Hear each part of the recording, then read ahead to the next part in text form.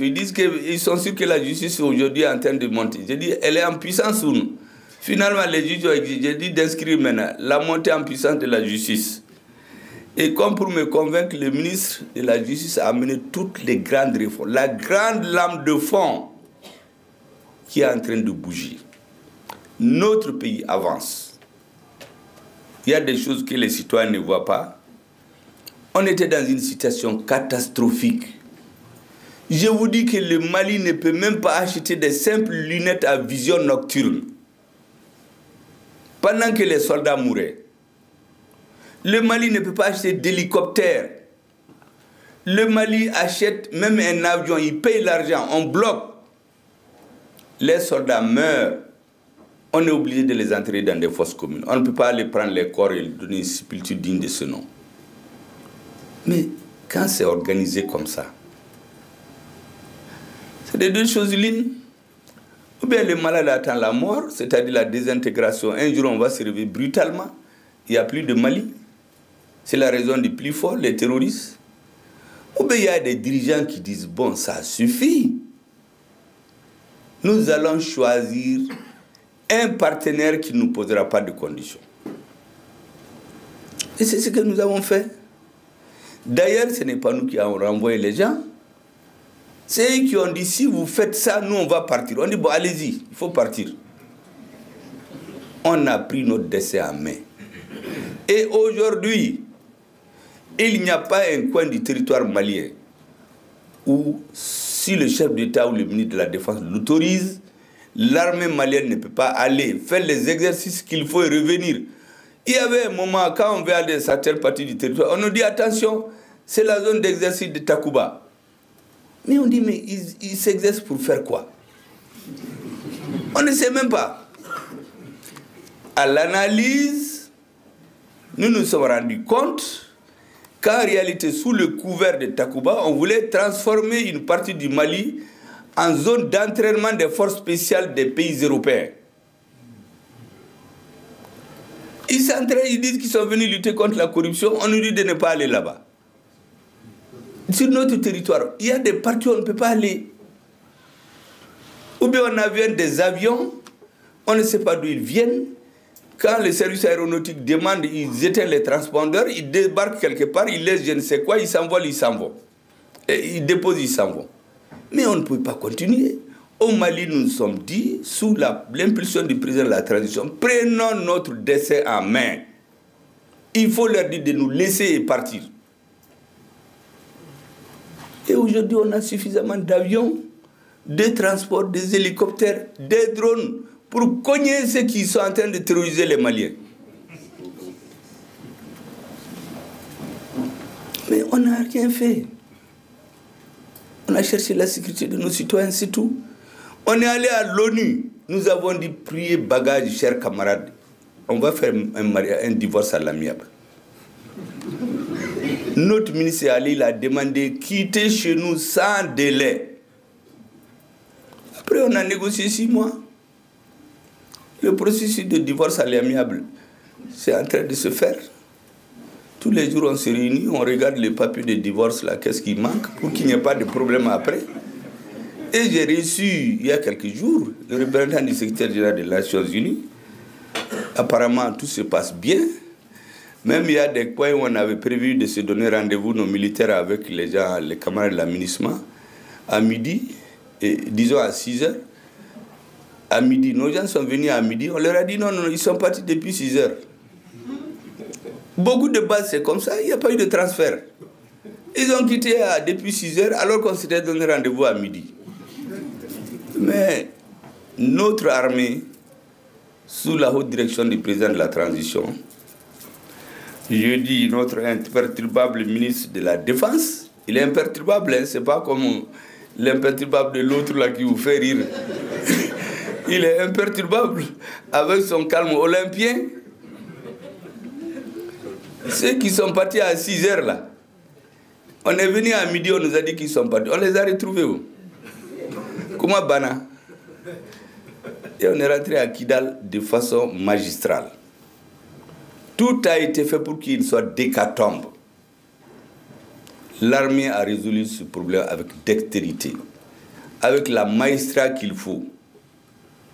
Et finalement, les prophètes de malheur n'ont eu que leurs yeux pour pleurer. Et pas plus tard qu'hier, le gouverneur de Tombouctou, de Kidal, désigné par les hautes autorités le 22 novembre, est rentré de façon magistrale à Kidal. Et vous avez vu les images. Les populations sont heureuses de revenir au Mali. Même celles qui ont quitté, c'est par peur de l'insécurité. Donc son rôle, c'est de les appeler, que les gens arrivent. Ils n'ont pas un autre pays. Ils viennent chez leurs frères. Ceux qui veulent venir à Bamako. Et nous devons gagner le challenge de gagner la paix. C'est ça le rôle du gouvernement. L'armée a gagné la guerre. Nous devons gagner la paix. En rassurant nos frères du Nord, en soutenant le gouverneur par tous les moyens, tous les Maliens, comme ils lui ont fait confiance avant, lui faire confiance. C'est à ce moment que le peuple malien aura accompli cette mission historique de redressement de la nation, qui était devenue à un moment la risée des autres, de réoccuper sa place dans le concert des nations. Mesdames et messieurs, la mise en œuvre de cette lutte permettra de rétablir la confiance des citoyens en les institutions dont le crédit avait été largement entamé. J'appelle tous les Maliens, de tout bord politique, social qu'ils soient, qu'ils viennent pour qu'on refasse ce Mali nouveau. Sans condition. Il ne faut pas poser des conditions. Les conditions du genre, quand on voulait faire les assises nationales, vous savez, quand ce gouvernement a été installé, beaucoup ont dit qu'il n'y aura jamais d'assises au Mali. Ils ont intoxiqué la population. Pour discréditer les assises, il y en a qui ont même dit les assises de Choguel, pour personnaliser. Les assises sont tenues. Donc il faut enlever ce genre de conditions. Venez pour qu'on reconstruise le Mali. Laissez tomber tout le monde. Le passé du Mali, là, tout le monde a été responsable à un moment donné ou l'autre. Nous voulons ouvrir une nouvelle page. La preuve, c'est que tous les cadres qui vous parlent, civils et militaires, ils ont été formés pendant cette période. Ils ont exercé des fonctions. Donc si on verse le bébé avec l'eau du bain, on va se retrouver avec un bain vide, vous allez aller où?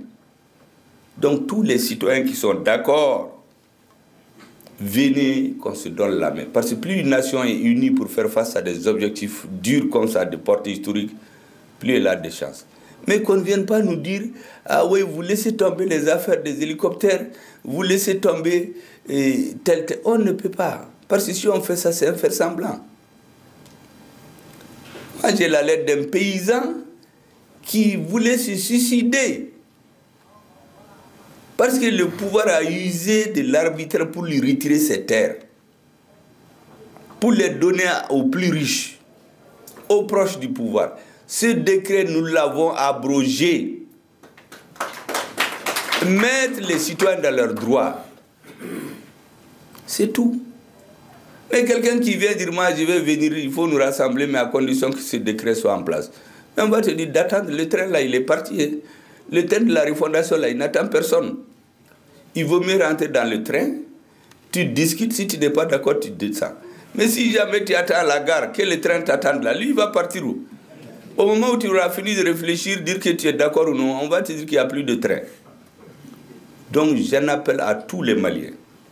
L'objectif du gouvernement, du président de la transition et de nous tous, c'est de rassembler tous les Maliens, quelles que soient par ailleurs les différences qui ont pu nous opposer. Parce que ce que nous avons en commun, c'est le Mali. Et pour faire la transparence, je dis pour ce faire, la transparence, la reddition des comptes doit être des indicateurs de bonne gouvernance et de lutte contre la corruption à tous les niveaux de l'administration publique, afin de susciter véritablement la confiance et l'adhésion des citoyens aux politiques publiques, gage de l'effectivité du changement annoncé, l'avènement du mot du Mali-Koura. Il y a des termes aujourd'hui, Mali-Koura, rectification, assignation de la refondation, et j'en passe. Il y a quelques années, je me rappelle les longs débats avec les Ibrahim Kassala la nuit. Les jours où on a donné rectification, il y en a qui ont dit, mais ça c'est quoi? On va rectifier quoi? Et dit, on rectifie la trajectoire. On a changé le régime, mais la trajectoire n'est pas bonne. Donc, la rectification de la trajectoire de la transition. Il y en a qui ont dit que ça c'est des mots communistes là, et ils ne sont pas d'accord. Et puis, aujourd'hui, tout le monde parle du Mali-Koura. Il y a quelqu'un qui s'est moqué de nous en disant, vous voulez faire les Mali-Denkoura. Maintenant là, ça s'appelle Mali-Denkoura même.